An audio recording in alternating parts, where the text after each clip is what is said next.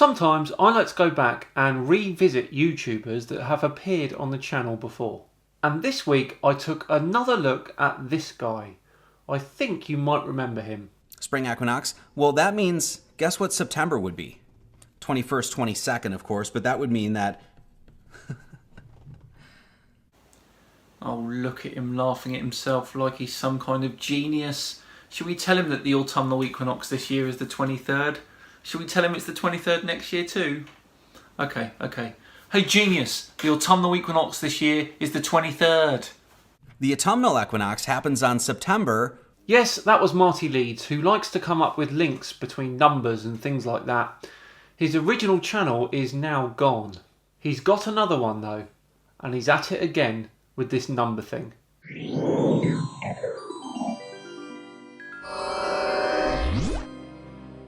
Hello all, and welcome along to another episode of Tinfoil Tuesday with me, Simon Dan. Thank you kindly for joining me today. So, Marty Leeds Live has a video entitled The Mathematics of the Human Body. Sounds harmless, right?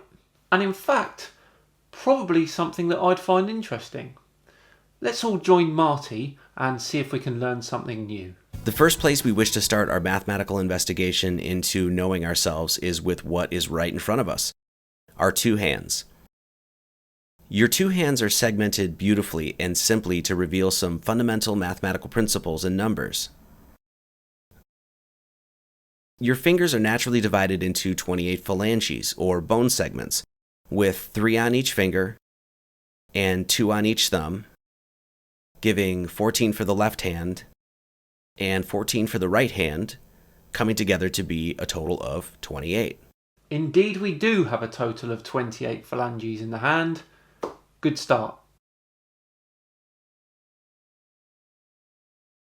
We can also find the numbers 2 and 8 in 28 with our 2 thumbs and 8 fingers. Okay. Bit of a tenuous link there, but we'll let him have that one.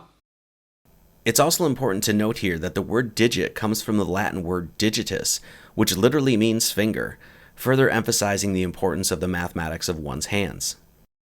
I believe that one came about because we use our fingers to count things, not because there are hidden mathematics in the hands. But I'm being picky. Carry on. This number 28 that we find on our two hands is directly connected to the moon. The moon goes through its phases between full moon to full moon in a roughly 28-day period. Well, now we have some issues. Marty's lack of astronomical knowledge has let him down here. First off, I believe he's linking the number of phalanges in the hand, and as such the number 28, to the actual lunar orbit, which is 27.3 days. He's rounded up when he shouldn't have, but hey ho. His choice of words though was full moon to full moon. Now that is the moon's synodic period, which is 29.53 days, not 28. And if you round it up, it's 30, which is even further away. So that kind of doesn't work. Of course, all of this is immaterial anyway, because there's also 28 phalanges in the feet, which makes 56 in total. We all know that women's menstrual cycles are tied to the moon, with a woman's period happening roughly every 28 days. A recent study has actually shown there is no correlation between lunar cycles and the menstrual cycle. Of course, statistically, they will line up sometimes. And actually, the global average menstrual cycle length is 29 days, not 28. Since it is this cycle that brings each and every human being into this plane of existence, it is most astonishing and certainly not coincidental that both the moon and your two hands reflect the periodicity of such a fundamental human biological cycle. Except it's not coincidental because they don't match up, do they? As we've just discussed. What's more is that the day of ovulation can be found on the human hands as well. And this comes from mdhealth.com, and it says, how to determine the most fertile day. The first day of a woman's period is taken as the starting point of the cycle, and if the cycle is a 28-day cycle, then the 14th day after a period is estimated to be the ovulation. which means that the egg drops in a woman's reproductive period right between the number of digits of one's hands. Really? You're really going with this? 14 for the left and 14 for the right, and on the 14th day, the egg drops. Now, of course, ovulation does not always happen exactly 14 days after menstruation, but we can easily see and deduce that there is a fundamental template centered around human growth, and it is very clearly focused around the numbers 14 and 28, numbers found on your two hands. Right. It's not really a fundamental template though, is it? 9 months or 40 weeks, the growth of a baby. That's not 14 or 28. None of the stages of human development to last that long either. Hair grows on average 1.25 centimetres a month, not 14 or 28. Oh, hang on. That's 15 centimetres a year. That's only one away from 14. Let's move on. The number 28 leads us to another number that is very significant in mythology, spirituality, and metaphysics, and that being the number 7. Using simple addition on the numbers 1 through 7, 1 plus 2 plus 3 plus 4 plus 5 plus 6 plus 7, just walking up our number line, we find the number 28. So? Very clearly showing the importance of the number 7 within the human experience. It hardly needs to be mentioned here how many times the number 7 shows up in our world.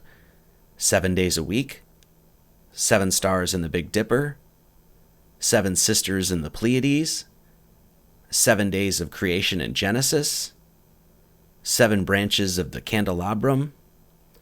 Cultures the world over, from Hindu, Irish, Kashi, Buddhist, Christian, Islamic, you name it, culture after culture have noted a special significance to the number 7. Why? Probably many reasons, but I'll tell you why it doesn't matter. There are 12 months in a year, 12 ribs on either side, 12 days of Christmas, 12 inches in a foot, 12 in a dozen, 12 strikes in a 300 game of bowling, 12 signs of the zodiac, 12 people in a jury. I could go on. My point is, you could probably pick any number and come up with a multitude of examples just like that.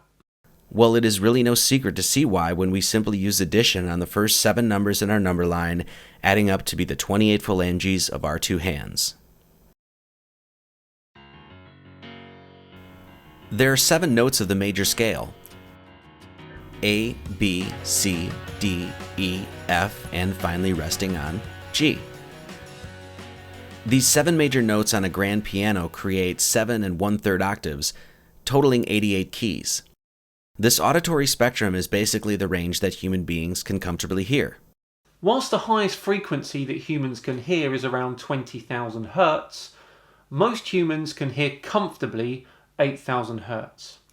A piano maxes out at 4,000 hertz. But again, I'm being picky. You play these 88 keys with your 28 phalanges, and 88 divided by 28 is 3.142, an approximation and widely used abbreviation of the infinite and transcendental number of pi, or 3.1415. But 88 divided by 28 is 3.1428. So if we're rounding, that's 3.143, not pi. Pi is a vastly important constant in mathematics and something we will be covering more in just a bit. The 88 keys of a grand piano divided by the 28 phalanges of your hands, giving us pi, gives us a little insight into just why it is called a piano. He's got to be joking on this one, surely.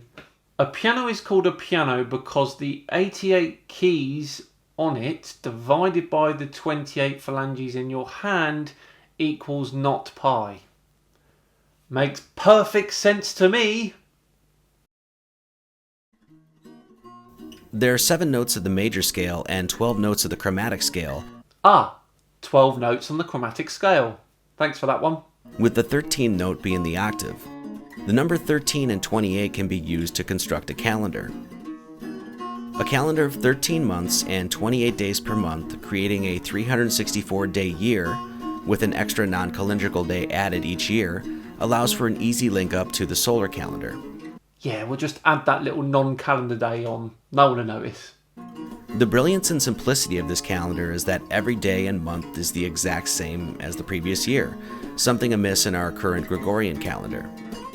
The mathematics of this calendar is found cleverly encoded within the popular Mayan Chichen Itza temple, as well as in the common deck of cards.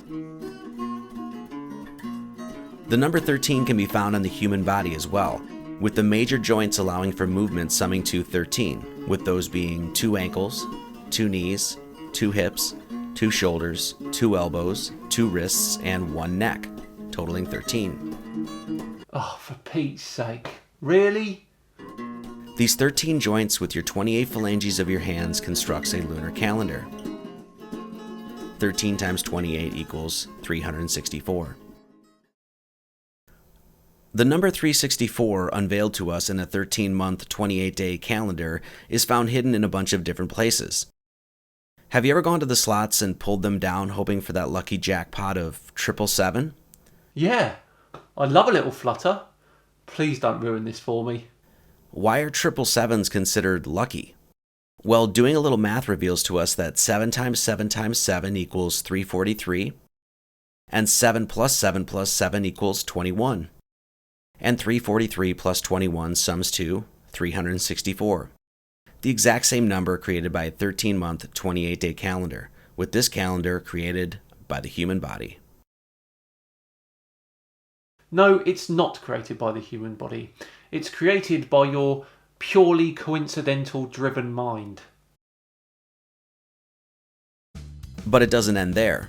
The human baby is born with 20 baby teeth, and the adult set of teeth number 32, which means that your 20 baby teeth and your 32 adult teeth sum to 52, which is the number of weeks in the year.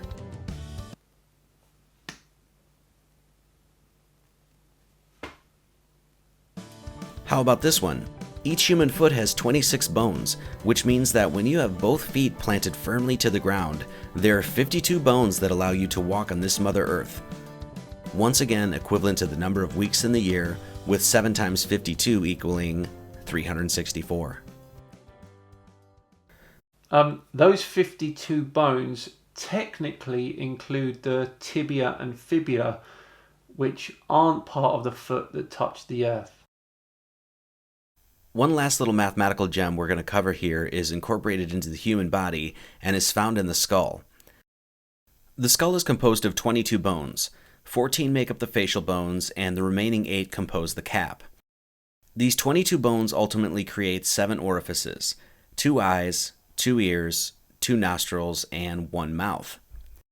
22 bones of the skull divided by 7 orifices is once again 3.142, an approximation of the number pi. Again, an approximation, but if we're going to do that, let's do it right and include the whole body, shall we? Okay, 206 bones divided by 9 orifices equals 22.88888889. Whoa. That's almost the exact latitude of the southernmost point of the Baja Californian Peninsula. If we take that location's longitude of minus 109.9 and add those all together, we get minus 19. Let's get rid of the minus because it helps my cause somewhat. We can say with absolute clarity that if we of course take away 5 because there's 5 points in a pentagram, we get 14. Marty was right all along. Well, that brings this episode of Tinfoil Tuesday to a shocking close. Thank you very much for joining me. I do hope you enjoyed it today. If you did, then please do like and subscribe. I have been Simon Dan. Have yourselves a great week, and I'll see you all on Friday where Owen Benjamin finally hits the flat earth bottle. See you then.